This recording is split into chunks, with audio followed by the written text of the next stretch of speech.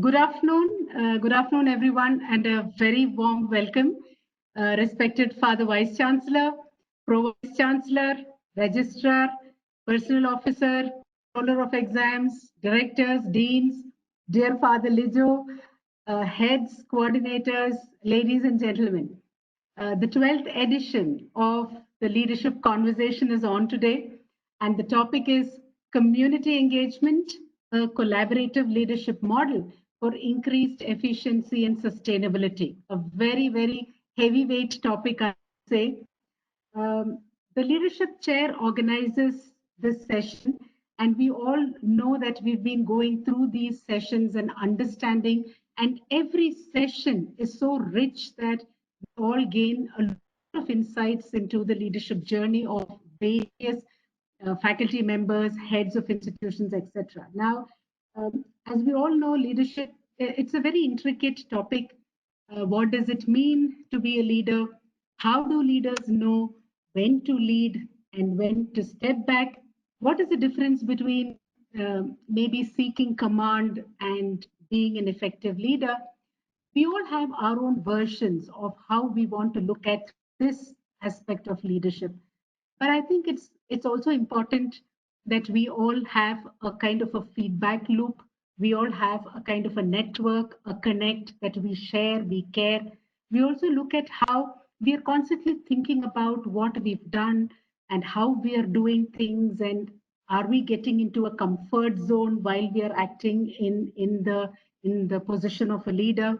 And I think it's also the one best piece of advice, I'm sure all of you will agree, is to constantly think about how we are doing and then question ourselves, are we doing right? Are we doing the things in the right way? Ultimately, I'm sure all of you will agree, leadership is not about that glorious crowning acts, but it is to keep our team focused. That's something which is very important. I'm sure all of us will agree. Keep the team focused, have a goal, motivate also to do, and then lead from the front, especially in a situation when the stakes are very high and literally the consequences matter. So it's about laying the groundwork for how or what success will mean to us, and then standing back and letting our team perform from the front. Having said all this, in terms of, I don't want to take much time, but to quickly introduce to you our star of today's program. We have amongst us Reverend Father Dr. Lijo Thomas, who walks the way, guides the way, and I'm sure all of us have seen him perform and lead from the front. Dr. Lijo Thomas, CMI, Father was a director of Sarga Kshetra. To give you a quick glimpse into Father's profile, was a director of Sarga Kshetra Socio-Cultural and Educational Counseling Center for 5 years between 2000 and 2010 in Kerala. Father also served as the pastor of a couple of churches in the United States of America for about 8 years. That's between 2010 and 2017. Father earned his PhD at the University of Louisiana, USA in 2014 on DREAMS, a community school university collaborative intervention model. Also served as an adjunct faculty at the University of Louisiana between 2014 and 17.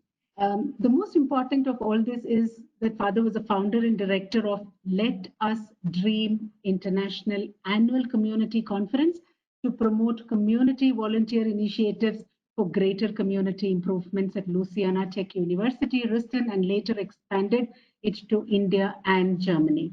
Founder and director of Dreams collaborative intervention projects, basically for helping underprivileged students in schools and colleges with the help of local community. Father designed and implemented music intervention with the help of local community musicians to help underserved, musically inclined students to build their personal, interpersonal, and leadership skills.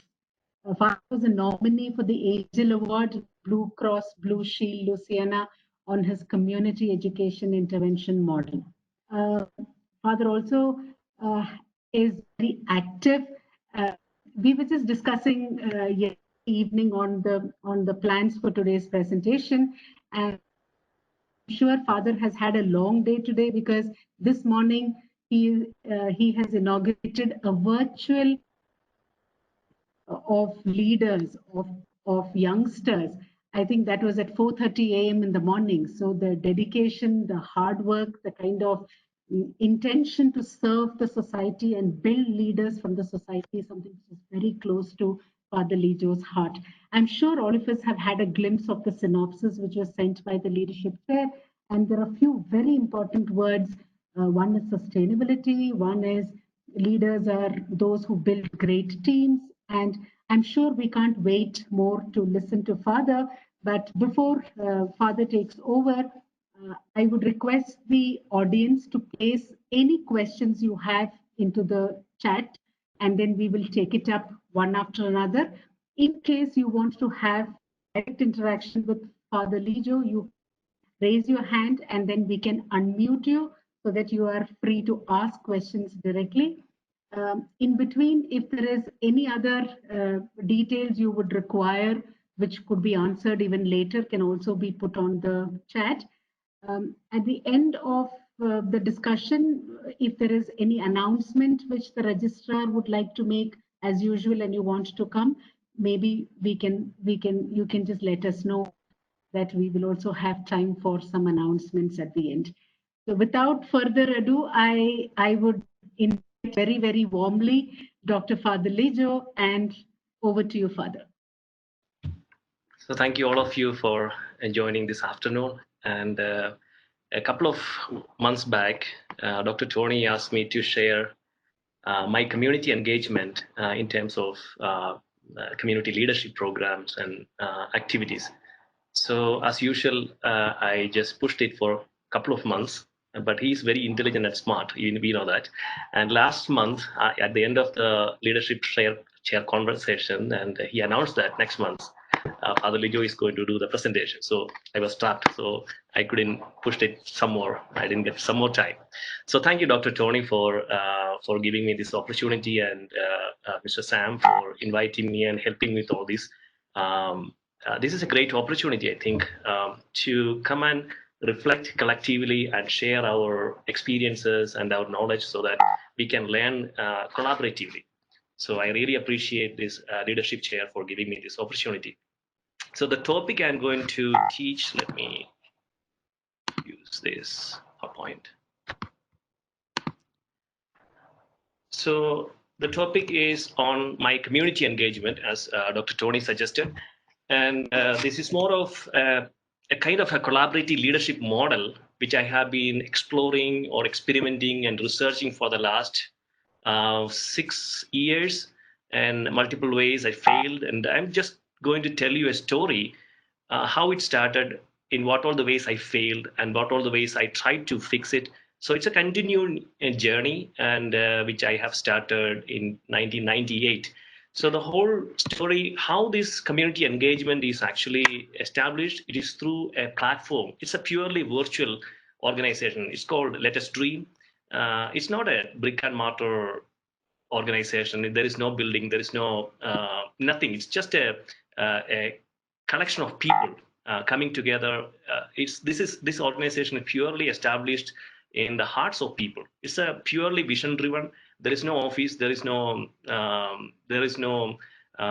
established system or stuff like that. But it's more of a driven by the vision, and it each is spread across different countries, and purely vision driven. So it's Let Us Dream is just an invitation to let's dream, let's come together, let's do something. So that's actually that the whole concept of this community collaborative leadership model. So this is actually established at this point for different around 13 cities in 3 different countries: USA, India, and Germany. And it is actually implementing this community intervention is actually implemented through 4 different programs. The first one is the Dreams program, which is actually a 3-year community intervention program for helping underserved kids for middle schools, government schools, and with the help of university students, and owned by local community leadership. And the second one is a community conference. Community conference is also to promote volunteerism among youth and college students. And instead of, because whenever we have problems, we can address in two ways. One is revolt. We can react, and the whole crowd and the media is after that. When you revolt, everybody will come after you. But the second way is resolve, to solve the problem. So, but that group is very small and it is very quiet. Nobody notices that. So the community conference is actually bringing those people who are actually resolving the problem, and they are doing it quietly. They are not very popular, and we are bringing those stories on this platform, and those stories will motivate our younger generation to become more solution focused generation than just revolting generation.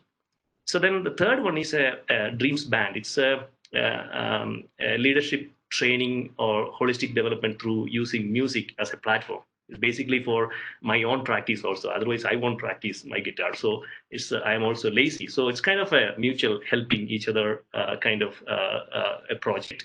And the last one is a professional club. This professional club is an exclusive coffee club. We meet once a month for 1 hour, and from different organizations, from different walks of life, we share the strategies, leadership strategies, the challenges, decision making, whatever a doctor is doing, a truck driver is doing. So it's all different. A housewife is doing. It's everything is different. So we share those models, and maybe we use those strategies for different situations in our situation, where whenever we face these kind of challenges. So this is actually the 4 ways of implementing. So everything got began in, when I go back to the story, during my school days. Uh, During my school days, we had every Friday, last hour was for literary and cultural hour. That means we have to do showcase our talent, skills, music, singing, dancing, theater, or mono act, all kind of things. Most of my friends were so excited about that day, but I was not. So most of them, they said, "Thank God it's Friday, TGIF." But I never said that in my heart. In fact, I was kind of OGIF. Oh God, it's Friday. Oh God, it's Monday is a very common usage. We know that research has proven that there are more people get heart attack on Mondays. So for me, it was Fridays were very scary. I was so nervous. One day, I remember that that was my first and last time singing at school. I don't remember anything because I didn't have any other option. I had to sing, and so I sang, and I don't remember. It was everything was blurred and black, and just I remember that I coming back with bowed head to my seat, and nobody was clapping. It was very quiet silence, and that was kind of my last singing that I can remember from school life. And then it was the same thing with my games experience during our physical education hour. Two captains standing two sides, and they are picking the best ones to their team. At the end, I was standing, maybe a couple of them with me. We were just standing in the middle, and nobody wants us. And there one captain is telling, you take him, you take him. It doesn't matter whoever, because we don't play really well. So it's kind of a disadvantage if we go to their team. So that exclusion was very painful, because we all have experienced one way or the other this social exclusion. So, in fact, that experience, my childhood experience of exclusion, made me to think of inclusion or collaboration.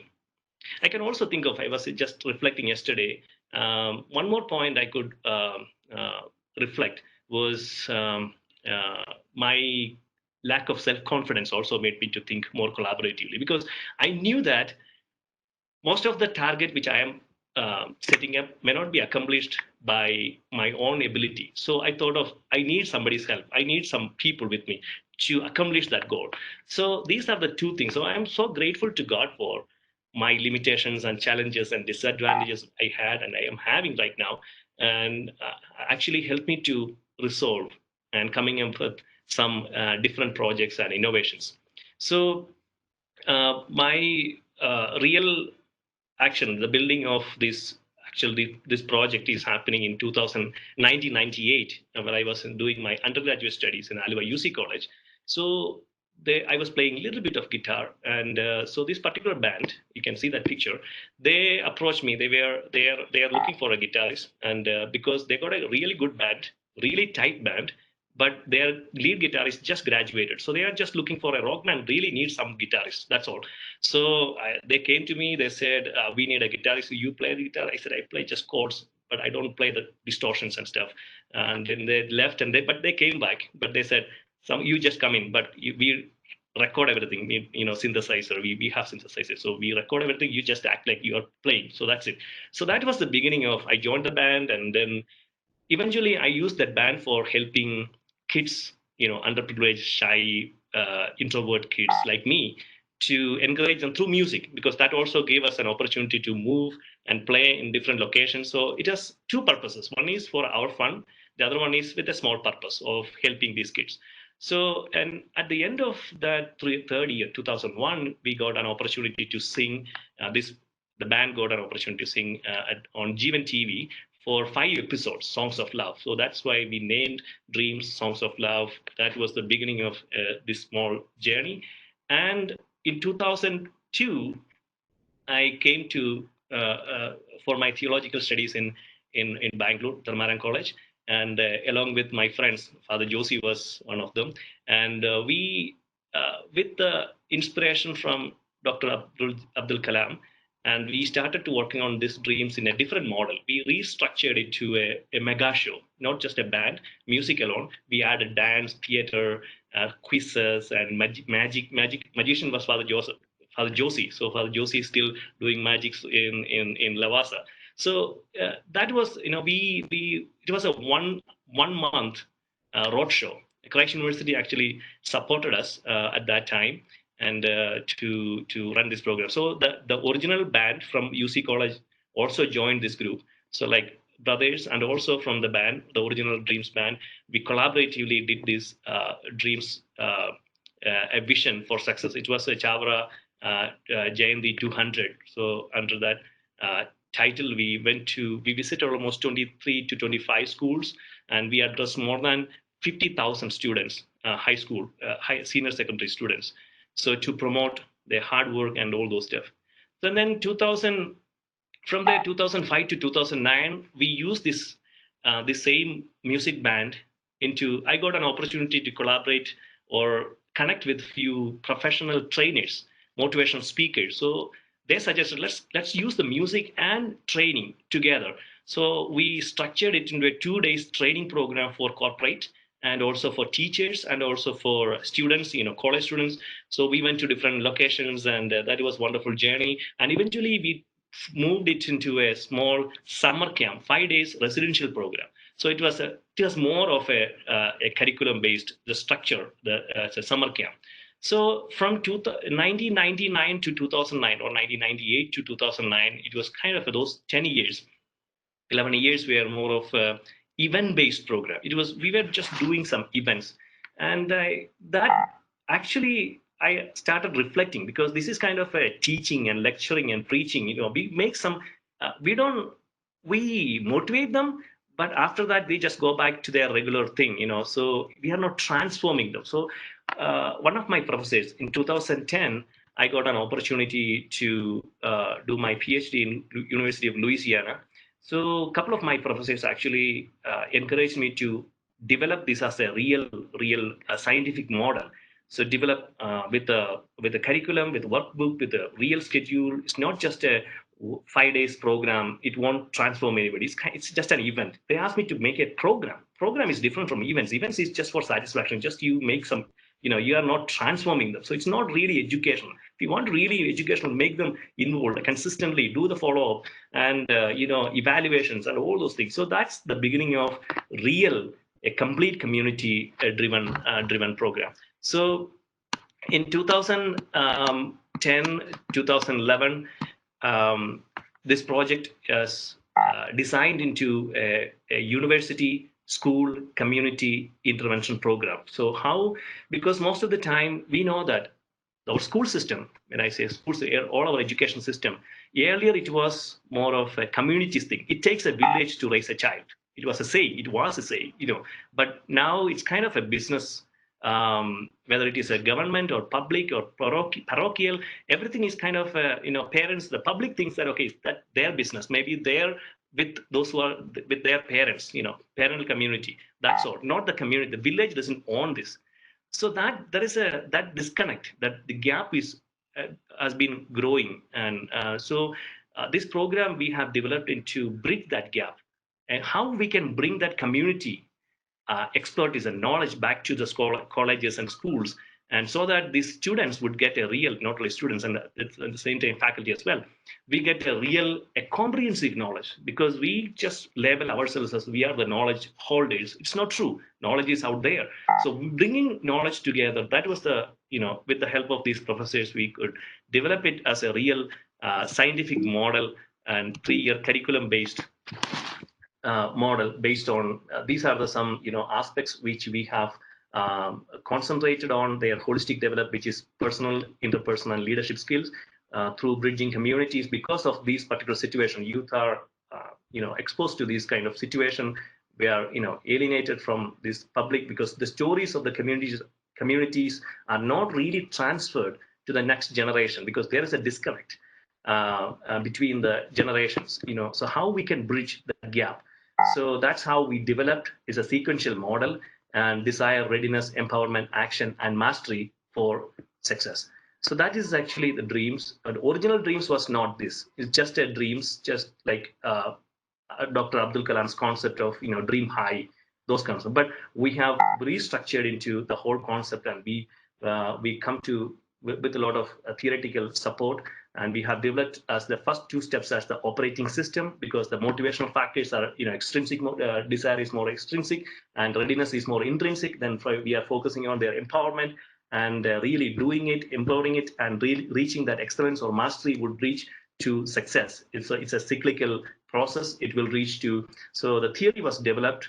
This model was developed based on these couple of a few theories, which you can see, that future orientation, motivational theories, and goal setting theories, self-determination theories.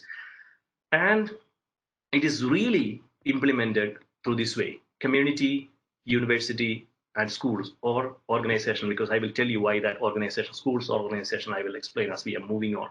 So the community is the key factor here, because university and school, they are floating. There is a high fluidity. They are always moving. And so we are looking at more of a consistency and sustainability of the project only through that community people. Who are the best right person for that? Retired people. After 56 or 60, they are the best time to serve. They have a lot of wisdom, a lot of experience, and they are already settled in that local community. They are not going to move out. So we try to tap that resource. And with their help, they will be the directors, and the local leadership completely under their leadership. We connect the university and schools. And that's how, through these 4 different projects. And that's how we do that project. From 2014 onwards, we started replicating. Initially in 2012, this Dreams program got approval from the Washita school system. They adopted this program in their school system for all the middle school kids. Then in 2014, and from people from Dallas got inspired, and they wanted to replicate it. And then from there to different locations. And what they are doing is, in every time, what I try to do is, I get on my Facebook and I identify the location-based people. I get a set of people, and out of that, I call each of them. Hey, how are you doing? Are you? I'm doing this kind of program. Are you interested? And when I talk to them over the phone, some might get inspired. They said, okay, Father, you come over. If you can drive up to here, maybe on weekend, I can cook. Maybe I can invite all my friends, and during the dinner, you just explain to them. They might be interested. So that is the beginning. So every location, I tried 1 or 2 people I got from their friends, and I got through their friends, and we got a bigger number. That is the real community. They actually connected with the university, local university, local schools. So they get the permission, and they really start this project. So by the time we have developed a project manual and also workbook, and everything is structured, it was so easy to replicate. So right now, in this project is actually established in 12 cities in USA, India, sorry, actually 13, including Germany. And that is what we are right now. And in 2011, I have also got an opportunity to start this music band, again helping underserved kids to build their self-confidence through music. And so this one, again, I thought of, okay, naturally we go after popular musicians, okay, because I know so many of them are good musicians, and I approached all these people from the different bands, even from church bands. So I asked, hey, I have this plan, would you mind help us? They said, oh, that's a good idea, Father, wonderful, you go ahead and do it. So that kind of, they are not willing to share their time. So now, after a couple of times, I understood that won't work, because they are all, they are all popular. I have to look for the reverse, those who are not popular, they are hidden. So I started asking people random, so, and you can see that one old guy, he's sitting there, and I asked, hey, Mr. Larry, Lamar, you play guitar? And he looked at my eyes and said, why are you asking? How do you know that? I said, I do not know, I just ask. I'm just asking. And yeah, I play, but I never ever played in my life outside. Nobody knows that I play, because except my family. So I said, yeah, why can't you help me? We have something, we can do something. We can come together on Sunday, maybe 2 to 4, and we can get these kids, not the musician kids, we don't do audition. We just random, anybody interested learning music, we teach them from the scratch, and we build them as a leader. So for after 8 years of that journey, we could help at least 135 students, kids, elementary kids. Of originally, I started with the youth, but I found that it's not working, because youth, they are not consistent. So I focus more on elementary kids, because they are more under the control of parents. So that is a little bit about this um, um, Dreams Band. So in 2015, I had a, sorry that you will not be able to see me. I lost my power, but you can see the display, PowerPoint.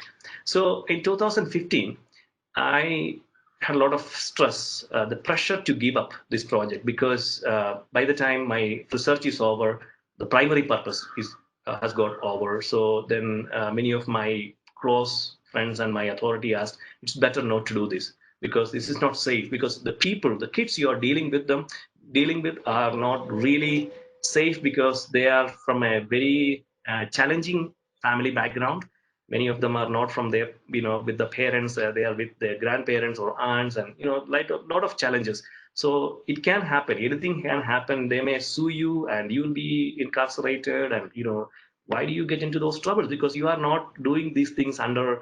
After the research, university also stepped away from this project, because they didn't have any things. So it was kind of a neutral organization, kind of community. So it was not under a church, it was not under university. So it was purely community.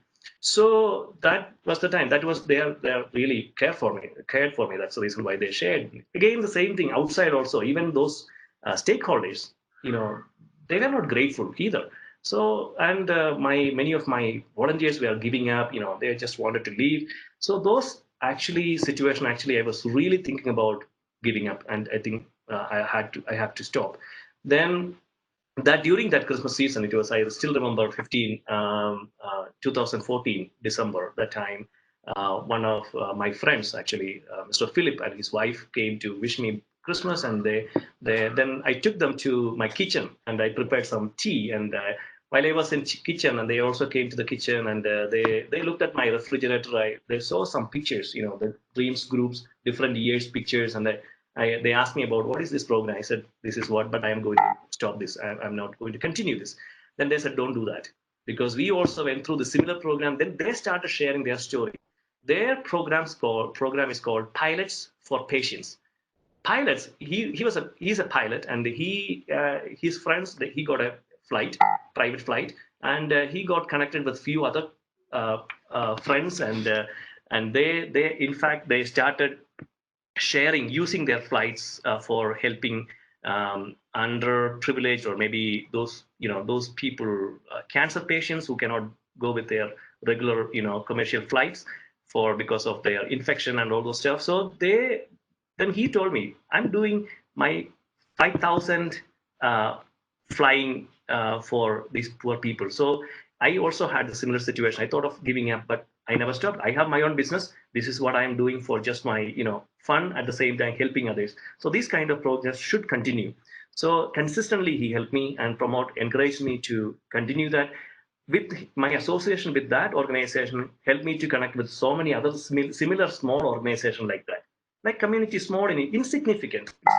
It's not very popular. Not organization with the big establishment or big bank accounts or anything, not funded programs.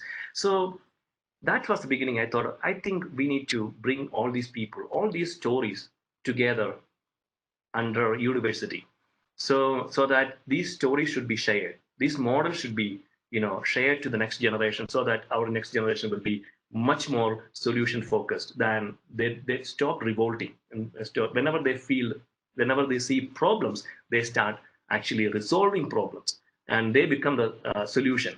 So that was the beginning of a new project called Let Us Dream Community Conference. I always wanted this conference really, really free. That was one of my things, because most of the time conferences, I didn't like conferences my younger days. Even now also, I'm not really so much excited about conferences. The one reason is most of these paper presentation goes like this. I mean, I may not understand maybe certain areas which I am interested, maybe I might be interested, but these people are coming and talking big things and from paper, from brain. So from that time onwards, even my younger days, I was thinking, why can't people come and share their stories? Hey, this is what I'm doing, this is what I failed, and this is what I'm maybe successful. I'm still trying, and still this is my journey.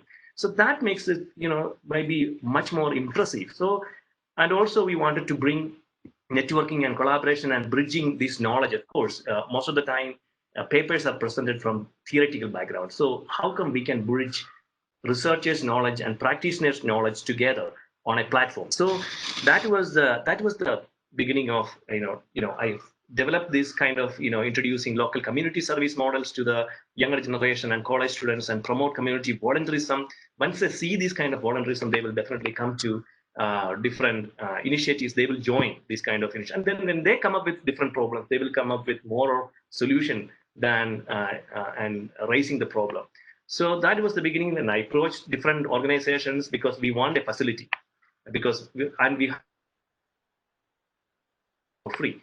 So I approached different organizations. One University of University Louisiana State University, LSU. Actually, I approached because I was in the city, and I approached them. They said that's a good idea, but these kind of free things won't work in USA. Maybe it work in your country, in India, but it won't work because nothing is free here. Why can't you charge just $50? You take that $25 for your expenses, at least paying the food and the facility, all administrative expenses, and $25 for us, so that we can at least pay for the air conditioning, and just, we don't want profit. We just want that maintenance expense. But I said, no, that doesn't work, because I want it for free. Then they said, no, that doesn't work for us either. So that was the end of that conversation, that meetings. And then finally, I approached my own university, Louisiana Tech University. There I approached, I know that was not in the real heart of the city. So, but I have to compromise to that particular part. Then this particular community intervention, community outreach programs director, social service wing, the director was my classmate, Dr. Lindsay. So she said, okay, Father, whatever you are saying, let's try. Let's give it a try. So that's how we started 2017, this particular conference, with the help of local community committee members. Committee members are made by this local community people, and then university representative, and representatives from different organizations, local NGOs. They will collaboratively together create a committee of 10 to 12 members. So that is how we have established this conference. The conference was really successful, and the deans and the president came, and we wanted to continue this program. Is that okay? We continue annually? I said, please, let's do it. So we started, we continue this journey, and eventually we got an opportunity to present in Binghamton University, New York, and they got excited. They wanted to start it. Then they said, okay. Then I thought, okay, I said, like typical conferences, let me move this to another location. Then the Louisiana people said, no, we are not coming. We are not spending $300 or $400 for flying to New York and staying getting an accommodation. And that's not the purpose. Why can't you typically use the same, your model, dreams model? Every location, you start your own committee. So then that was how we started in Binghamton. So again, Facebook search, that's the only purpose I use Facebook. So get all these people and locate it and start calling them. So we have made around 8 to 9 members with from the local community. And then we have started in Binghamton. And when I came to Christ University, we have started one here, one in Trivandrum. So now this local conference is now in different locations annually. Every location is happening. Everything is led by that local committee leadership. So, but in 2020, another challenge, pandemic situation. So in 2020, we thought of connecting all these local community conferences together as a one platform, at least once in 3 years, so that they will be connected as a one local community, local conference. But we have Vice Chancellor permitted to do this over in Christ University in November 2021, 22nd. But we planned for everything. But by the time in March, we had to change to this conference as a virtual conference. So then we have to restructure everything, the organizational chart, and we have restructured everything. So now it is Christ University not alone hosting, along with Christ University, other 5 universities who are already wherever this conference is already established, these places are actually co-hosting it. So it's like, so thereby we created a core committee, the decision-making committee, representing from all these universities, 5 universities, like we have 2 members from each university. So they are the final decision-making body. And along with that, and we have 3 chairs, and I will explain to you what is that 3 stands for. And then we have different or more than 12 subcommittees. In every subcommittee, we have more than 10 members. So that means the organization committee itself is around 100 people. They meet virtually in different conference, different platforms, and they meet and they plan and they organize, they develop everything. So again, what are we going to miss for a virtual conference? Which is the key of every conference is networking. Because virtual conference, we don't have that opportunity. So what we are trying to replicate, with this conference, we create an organizing committee, a huge number, so that they will start working together. There is not much work, but they start every week. They come together and start working for a purpose, sparing small little time, and it's not because the more number is not on everybody. It's not on one person's shoulder. It's everybody's job, and there they create a huge networking. 3 months of journey together, working together, from people from internationally, from different walks of life, from different organizations, from not only from universities, non-profit organization, anything. Anybody has that kind of mindset of entrepreneurship, social entrepreneurship, and benevolence for the good of the people, they can join. So it's just the heart. You are really interested. Are you ready to give back to the community? That's the only question. We don't care where you are from, what you do, all those things. And this is where we bring together that we create a multiple. So in this particular organization, this is organizational structure, and we have international networking, keynote speakers, responsible person, panel discussion for, we have 3 different areas we focus. One is health, social work area, a health area where people are serving for free services, and then social work area, and the third one is education. So there are so many, these three different areas, and this conference is actually inaugurated by all the presidents of each of these universities, host universities, and where this conference is already established as an annual conference.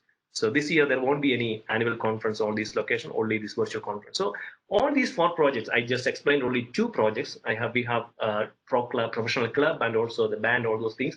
And all these purely based on human capital, purely based on timeshare concept, 100% collaboration, and it is 100% owned by the local community. So that's how it is. The local leadership is built, local leadership is expanded, and it is purely hard work, not a dollar work, not a rupees work. It's more of hard work, and we come together. And then there is no infrastructure, no building, no maintenance, no scaling, and all kind of things are actually removed from that. So those challenges are actually removed. So what are the key takeaways of an education institution? Basically, this this collaboration, community collaboration, actually bringing in, connecting universities and schools and community, especially that resources which we are not being, we are not really tapping, is the retired people, retirees, and their other organizations, because we connect with other organizations, collaboratively working together. It's different from we are doing internship, their goal, there is not a common goal. When people are coming together toward a common goal, the stake is equal, and everybody is working for a neutral goal. The neutrality is very significant in this project. Instead of we are internship, okay, when I go for internship, actually they have their own objective, I have my own objective, there is a clash. And here there is no clash. You are leaving your personal objective over there at your organization, I'm leaving at my organization, I'm coming together for a common objective, where we come together and create, recreate, and reconstruct our models and strategies, and so that we come together and work together for a common goal. So that is a unique a platform where they get a neutrality. And then it brings a theoretical and experiential knowledge, because we are always collaborating and connecting with our faculty members, only teachers or maybe students. So what about the other people from other walks of life?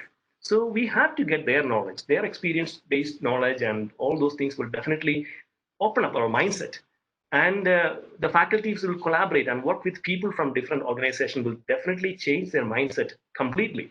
So, and also we are telling our students and our future leaders, economic values are not the only key value for of our any business.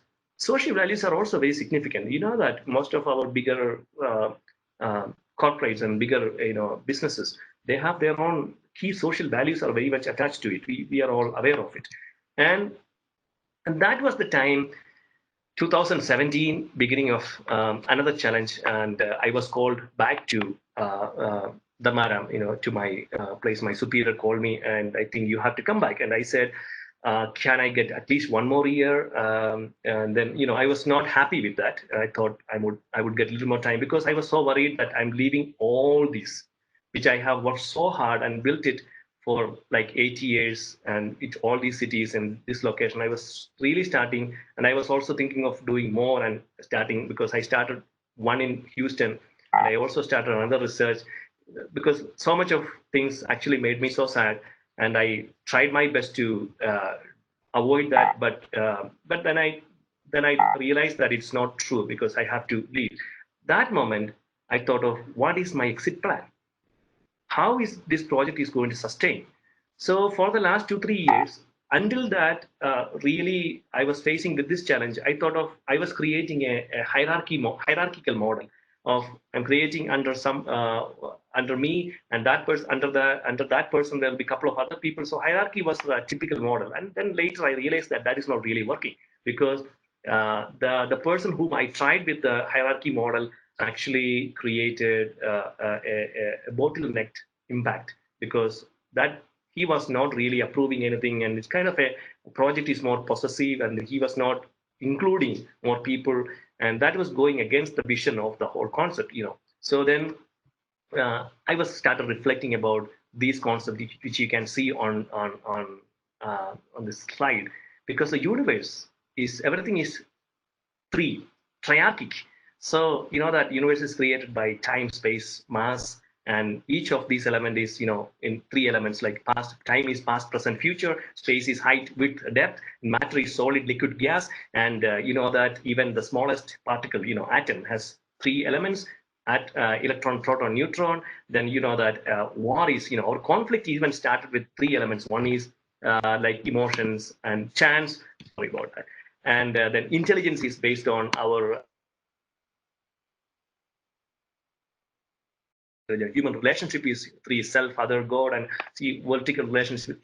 These three actually help me. I thought of, okay, three, because I don't completely believe in that flat leadership, purely flat leadership. So I wanted a merge of both hierarchy and flat together. So that's why I thought of coming up with a different name, triarchic or trichotomic leadership model. I don't know. I'm still confused whether I should keep that triarchic or trichotomy, which is the right word, because originally I thought of using that word, that model for name as a triangular leadership model. Then I changed it to a trichotomy. I'm still debating and deliberating on this. Maybe you all can help me, because all these professors, you can guide me to which is the right word for this model. So this model has three leaders, three directives. So this is always dynamic. It's always given to different responsibilities, specifically given, but at the same time, always addressed together. When I'm calling a meeting, I'm not calling one director. I call always conference call. That way, that each single phone call is a training, because whatever I'm telling one person should be heard by the other person. It's a kind of a training for that other person. So one of the reasons why I started this, because this kind of voluntary program, people can give up anytime, because this is their fifth commitment or sixth commitment, not a priority. So whenever they have challenges in their family or their career, they will just give up this.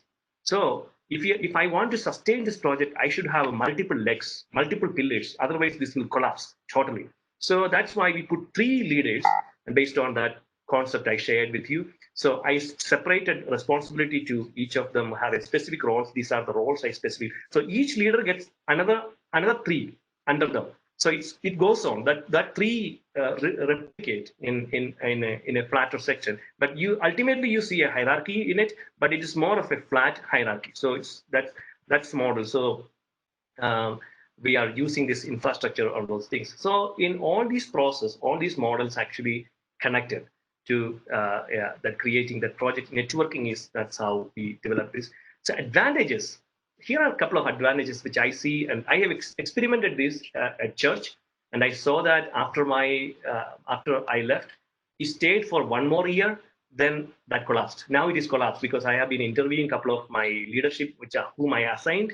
Then a couple of reasons for that, because I'm not going into those failure reasons, but I'm aware of it. I'm fixing it, because leadership is very significant and important. When the succession plan would definitely important for giving this, keeping this model to continue. So it has one of the greatest thing for this model, which I feel is less politicking, because no three people can come together with a one common goal, because there will be a split. So of course, two will definitely come. So that means I have another chance, because I'm in as a leader, the director is invisible. We are not directly involved in it. So that, but in the situation comes, the conflict come, I can definitely hear the three different aspects of a problem. Then we can really the diversity. Otherwise, we will be driven by only one side. So that will create a wrong decision making. So and also it will definitely create a less effort and less workload, so that we can save that attrition part. We'll get more people involved, and it is more sustainable. Of course, we have three pillars, so which is survival mode is in a survival mode, and it is better connected, better reliability and continuity. Oh, sorry, I think I am taking too much of time. So that's about the model, leadership model, triarchic model. So as a conclusion, I just wanted to say that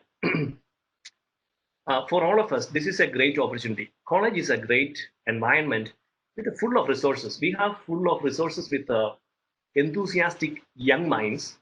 They are ready to experiment anything, and we have a mature senior group, intellectuals to guide us.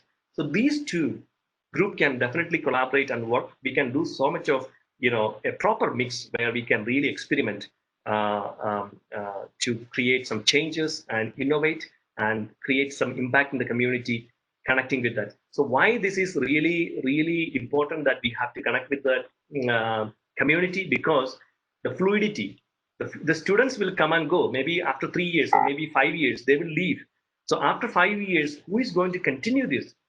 And in faculty, we may get another responsibility. We cannot take the responsibility, but somebody else, the local community, should take the responsibility and the leadership, so that it will continue in collaboration with the school and university or local organization. So that non-organized individuals or from the community, local community, will be that responsible person for connecting two different major organization, non-profit organization or school system or education system. So that's how we can definitely solve this problem. So this is just a small story. I know that this is nothing from any book or anything else. It's just a very raw thoughts based on my purely reflections. And based on my observation, my experimentation, I really thank you for listening, all of you. So if you want to learn more about it, please visit that website, letustdream.org. That is the only building we have, that organization has. It is handled by different people from different parts of the world, and YouTube channel. And you can go to and see that different activities are going. And it's just different initiatives of different people on a single platform called Let Us Dream. Thank you very much, all of you, for listening. Appreciate all of you. Thank you, Father. Thank you very much. And that was indeed a true representation. I would rather say it was a language of the heart. It was very passionately presented. Um, while I give time for our participants to put in your questions into the chat, just quick borrowing of thoughts from whatever Father Lijo mentioned. I'm sure all of you would have paid attention. And what was fantastic is about the abbreviation itself, the desire, readiness, the empowerment, action, mastery, and success. I think it is so very well put. And there is always, if you look deep into it, because we've had some instances of interacting with Father Lijo on the campus and also on the Project Dreams. So it is so very well knit. When you look at the document, you will see how one connects to the other, and it is really fascinating. Now, what we will do is, like Father said, it is definitely a story, and one beauty about a personal story is that nobody can contend it, and that's a true story, and that's evidences from the real life journey. So, thank you, Father. It was really very insightful. We will start taking the questions. I think the first question which has come is, what is the secret of Father Lijo's energy level? That's an interesting question. That is from Divakar sir. Okay, Father, you would like to take that question? Um, when we have more and more dreams, we get more motivated because this is more. We all learned that extrinsic motivation is not going to last longer, right? In fact, it is actually creating a negative impact for the long run. So multiple studies have done on those kind of extrinsic motivation. But extrinsic motivation is very key, very important. But more important is the intrinsic factor. So how we, because this whole project is based on that intrinsic motivation. So motivation is whenever we get more new ideas and creative thinking, and we bring in a lot of people. Of course, don't think that I'm always energetic, but a lot of disappointments and frustrations. And when you do more things, we definitely get that. And when we approach, if you want to get a one volunteer, I have to approach maybe 10 to 15 people. All these 10 to 15 people are saying no to my face is very painful to take.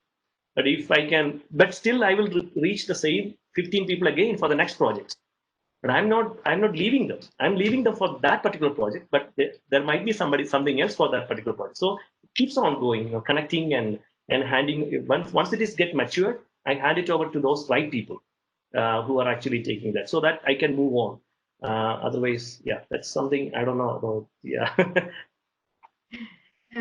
I think that there was also a connecting question. I'm sure you found the answer for it. How do you build it for people management skills? Is what was a connecting question by the same participant.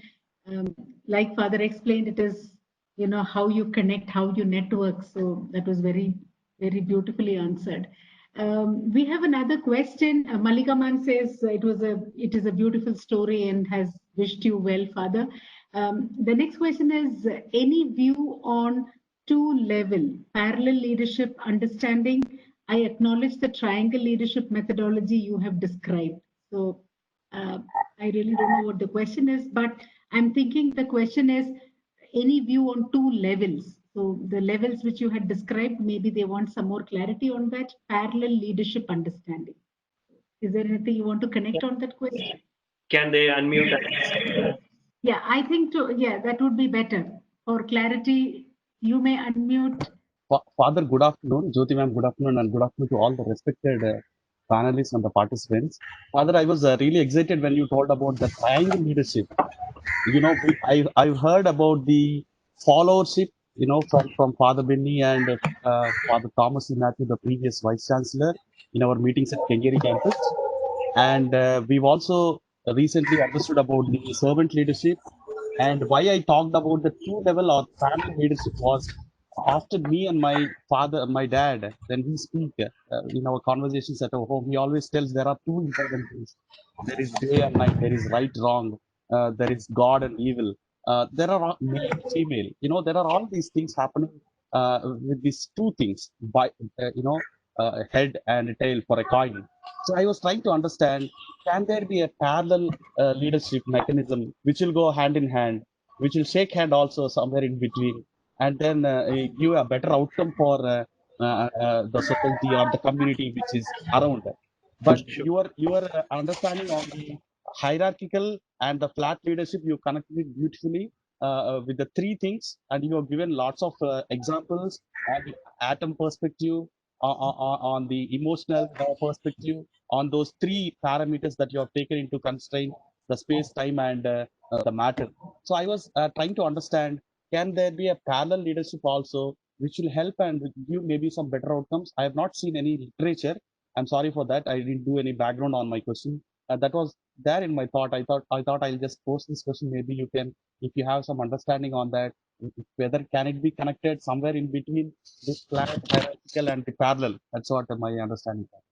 Yeah, thank you, Professor Kumar. That's a really good question, because I couldn't also find any literature supporting this. This is a purely reflective and experimental kind of a model. We are still exploring. So if anybody has some literature, what I can find is that intelligence, the three-level triarchic intelligence, is creative, practical, and uh, um, what's the third one? Rational intelligence. So these are the three what I could find. But yes, the middle part, that's true in religious perspective. And also we know that you said that coin has two sides, right? In fact, there is no dichotomy. There is no dichotomy in reality. If there is dichotomy, means that's a trichotomy. I will explain. You said we have two sides of coin, but there is a third side. What about that third side? But it's very abstract.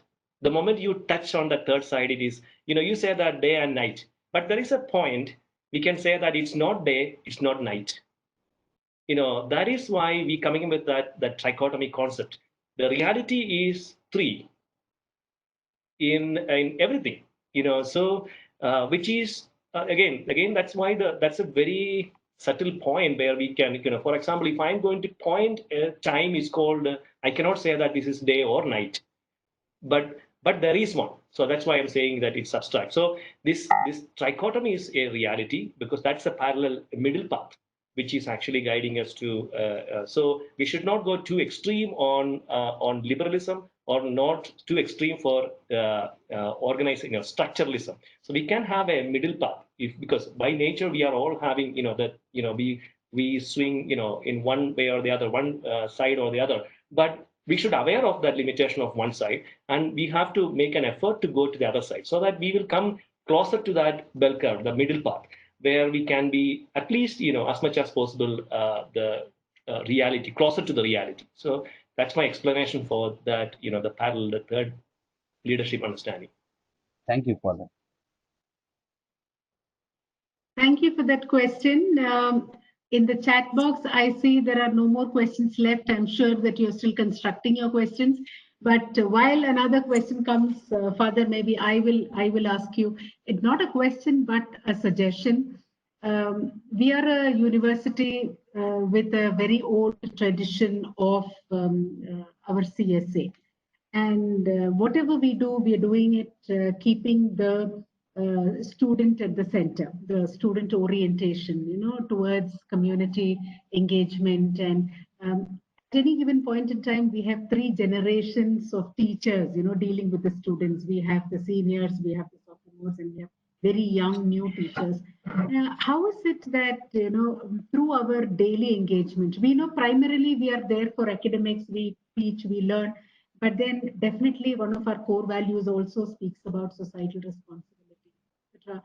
And how is it that keeping the student at the center, orienting them so that there is a sustained effort in their connect. Like you very rightly mentioned in your presentation, after 3 years or 5 years, the students leave.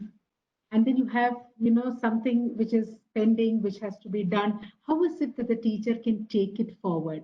What should be the motivation level? Because it's not just the motivation of the students, but it is also the motivation of the teachers to get it rolling, to get it connected. Because at any given point in time, it's a collective responsibility of both the students and the teachers. So, what do you think we can do in order to sustain this motivation, both from the students' perspective and from the teachers' perspective?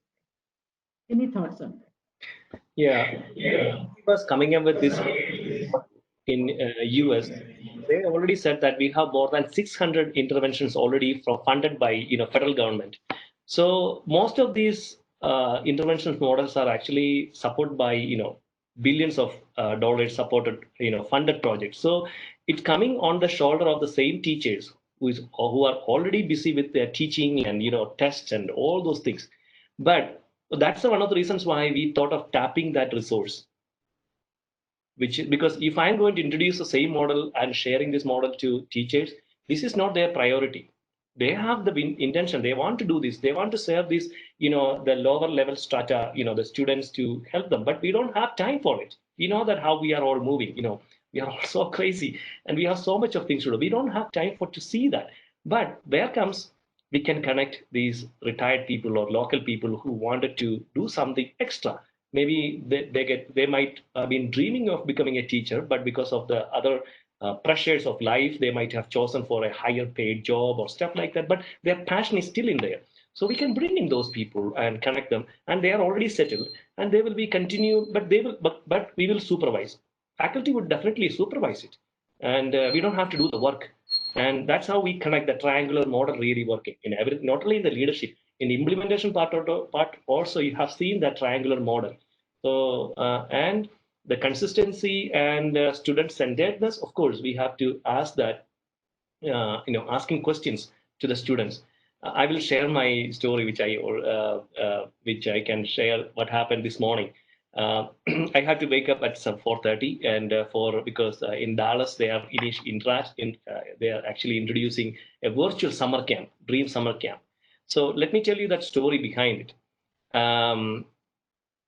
3 months back in March, I called all these chapters and I officially said, it is COVID. We cannot do. Everything is closed. We cannot do the summer camp this year. Everything is frozen.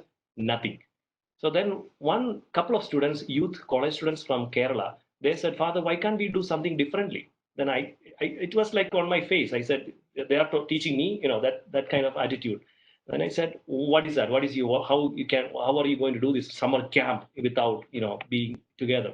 Then they said, why can't we call all these students over the phone and talk to them every other day and give some activities based on your curriculum? I said, yeah, then you try. Then, let me see. Then they come up with a real great plan. That was a telephonic camp. They planned it for, instead of 5 days summer camp, they planned it for 5 weeks. So they settled every activities what we are doing. They replaced it with the small activities that can do it at home, and they report it and they type it, take a picture and send it to these mentors, and mentors will submit at the end. And we did that. Many of these kids may not have their internet or facility, very poor background, but they did real phone calls. They have to wait until evening. Their parents come back after their work. So they scheduled it and they worked it, and it was amazing commitment. That really opened my eyes. And I introduced those students to teach our college students, because we have dreams volunteers. I called all of them. Let's ask them to share those ideas. Then our group also started in Krista Vidyalaya Kannada medium school and in Christ school, and also in different locations. So then I asked these Bangalore team to present it in US.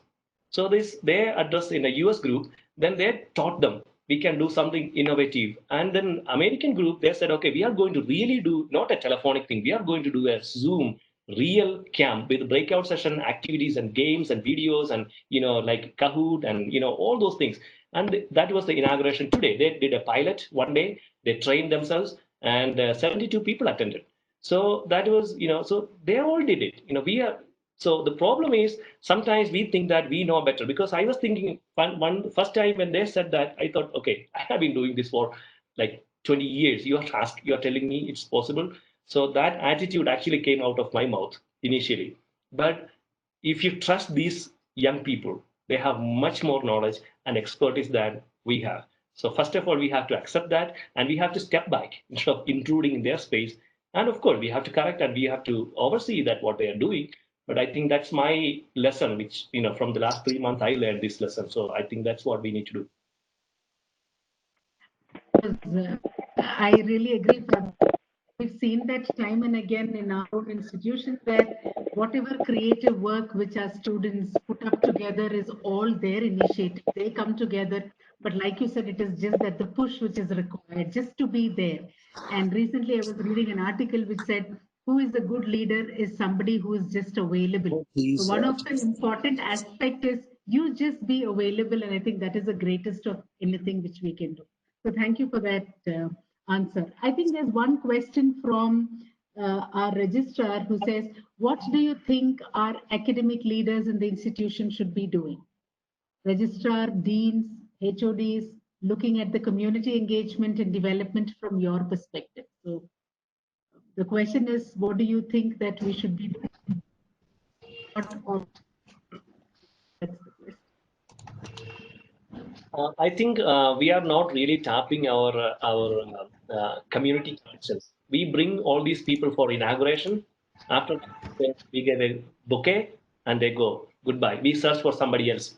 It's like a more of an event. So that's the transformation I was talking about. Event to program. So program, why it becomes a program? When we evaluate, reflect, continue to correct them, and every department, if they can have a bunch of people who have visited our campus, they should be invited for our Magnificat. They should be invited for, it's like a special guest, because we are sending a personal invitation. If SW sends an invitation, nobody would come. They are not connected. It's just but if I invite my friends, definitely come. So why can't we bring them over here? And maybe, sometimes now this is the best time. We are doing our class virtually. So in every class, most of the time, I bring in my friends. So last time I brought somebody from UK and one from Dubai. So when I taught TQM, total quality management, so I got a quality control director from Dubai. So she came and spoke maybe 10, 15 minutes. That interaction and gives a lot of experience for these students. So I think this is a great opportunity while we are on virtually. We have to do more, and at the same time we have to develop in every department. We have to develop our community connections and organizations, and we have to be connected to them. We have to develop a center or desk who is taking it with the help of students. Of course, we are not going to send the emails. The students should do that emails, but organized by or with the leadership of a faculty member, so that they would bring a lot of information, a lot of knowledge, a lot of connectivity, and we know that money is nothing. Money will come and go, but people, human resource is the key. Human resource is there, you get money and everything. So bring in, connect with those people, and see, we all can do this much. Or this is all my maximum I can have it. So if we all can hold this much, we all can have a huge number of people for the organization. So I can be in my checklist maybe, or my contact list maybe 10 to 15 or 20 people, maximum 50 people. More than that, I won't be able to have a real good connection. So I think we all think of having at least one of us should be connected to somebody from outside. Somebody means a few group of people. So that is our strength. Thank you, Father. I think the message is there is no substitute to networking. There is no substitute to building relationships and having them come over and then guide us, help us in whatever we are doing. And sometimes I'm sure it's just some kind of a feedback also which will help us, take the things forward. So thank you very much. I think the next question is from Professor Pal Pandian. I think you will have to unmute and go ahead with your question, sir. Yes, madam. Yeah. Very good evening, Father, and very good afternoon, all professors in this forum. And really, it was a very fantastic presentation on community, Father. And even when our one of my colleague from computer science department, Mr. Professor Dr. Gukkatpalli Pradeep, he was asking about parallel leadership, right? And he was mentioning we have both side, cold, hot, day, night, plus, minus, and all. And you rightly said that even coin has three sides actually. When you take any coin, you can rightly say a head, tail. In between there is a thickness, right? So the thickness, it makes the two-dimensional into three-dimensional, right? So here, and I'm really very much appreciating you, Father, regarding your triactic leadership, right? So really, it gives analytical intelligence and practical intelligence and even creative intelligence. So these intelligence will make a leader in a successful follower sometimes, right? And I would like to add one more thing with our Dr. Our Professor Jyoti Kumar Madam said, no, she was explaining or expanding your abbreviation, DREAM. So after understanding your entire presentation, Father, so I would like to abbreviate your DREAM into a different pattern. So dynamic, responsible, efficient, able movement for community. So that is what immediately it came to my mind. So I was texting in the box. So DREAM is nothing but dynamic, you are responsible, efficient, able movement for community. So this is what I would like to what you call highlight your presentation, Father. And you rightly said money doesn't matter, right? So I'm an MBA graduate. So whenever I used to teach quality management subject for my engineering students, right? And there are 5 M's that is very much important to run any business in a successful way. So the first M is man, then comes method, then comes machine, then comes materials, at last money comes. So man, human resource is very, very important to be a successful businessman in any entrepreneurship. So I was recollecting all those my points when you are giving answer to all other process question, Father. Really, I enjoyed your presentation, Father. It is a fantastic presentation, Father. So thank you very much for all your insights, Father. Thank you. Thank Thank you you very much, for the that. team. Yeah. Yeah, I like those abbreviations. I might use it. Okay. You. Welcome, Father. Welcome. Thank you, Pal Pandian sir. That was more than a question. It was a roundup of what everyone thinks about the presentation today. I don't find any other questions in the chat box. Maybe we can take one more minute and wait if there is any question, but otherwise, maybe a last question, Father Lijo, to you. Now that we have a lot of new teachers, we have new generation teachers, very, very new. For some of them who've joined us, it is the profession itself is new. At least in our university, for all those who've been in the system for some time, we know what the culture is, what the system is, what is it that we really mean by being socially responsible, and build that or ignite that social entrepreneurship minds in the students. Do you have any parting advice to everybody, not just new to, but to everybody, any parting advice on what we should be doing as teachers of universities, specifically with respect to being in our university? Any parting advice? I think question. Uh, yeah, in terms of leadership, what I have noticed in my as one of my problems, or I have when my observation, when I observe many leaders around us, or even nationally or internationally, whenever we see that most of the time, as even a small, even our department, in our, as a head of the department, also just a faculty, just a class teacher of your for students, most of the time what happens is we are engulfed by a small minority. Because of that, we think that that's the real data of the whole entire class. When I am a class teacher, I know that a few students are always coming and asking and connecting with me, and I think that they are actually the voice of the whole entire cohort. In fact, it's not. They are actually engulfing me because if I am going to believe that these students, whatever they are saying, of course, they are always saying, "Oh, wonderful, excellent, awesome, amazing, marvelous." It goes on, so they make me feel happy, So if I'm going to trust on that group, I think I would be in a wrong position because 90% or maybe 80% of the students are not agreeing with these 20%. So I think we should not allow ourselves to be patronized or engulfed by a certain set of group, so that we should liberate that, break that. Of course, that's painful, and also they should also feel some uneasiness, and it's tough. Unless and until we break walls, we will not really reach, and our decision making will be much more biased.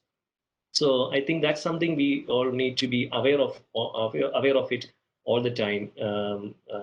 I think that's one of the crises. I think that's one of the questions from Professor Thomas. Crisis you have faced. The same thing, because initially I tried with hierarchy. I thought when I am leaving US, I'm going to assign this person. So I trained him for 5-6 years. I spending all my time, all my discussions, everything, all my phone calls. I thought that person would really act when I leave, but actually absolutely failed, because that became a problem for the growth of the organization. That person became the bottleneck. Everything is controlled only through this thing. So we have to liberate that. You have to break that. And I couldn't break that because of that particular chapter. Still, that chapter is in crisis in Monroe, Louisiana, which I started first. But second chapter onwards, I started this triarchic model. So, which is because because I can really insist on that vision. Otherwise, I'm only working through that person. Vision is given to only one person. Only one person. Vision is not given to a crowd. Vision just a one person. That one person is sharing that vision is get clarified more. Collaboratively built it with the help of more people. So make sure that part, because that visionary is, in any leadership, because that's why when the leadership is changing, there is every organization has that kind of, that succession and strategy. Whenever we are moving from one class teacher to another class, or another class teacher is taking over my class, how am I really transferring that data about, am I really doing it? I'm not doing it. I'm reflecting myself. Okay, I'm not answering a question, but I'm reflecting. These are my challenges. Actually, I am facing. This is my problem. So at least realizing it. That's what I feel.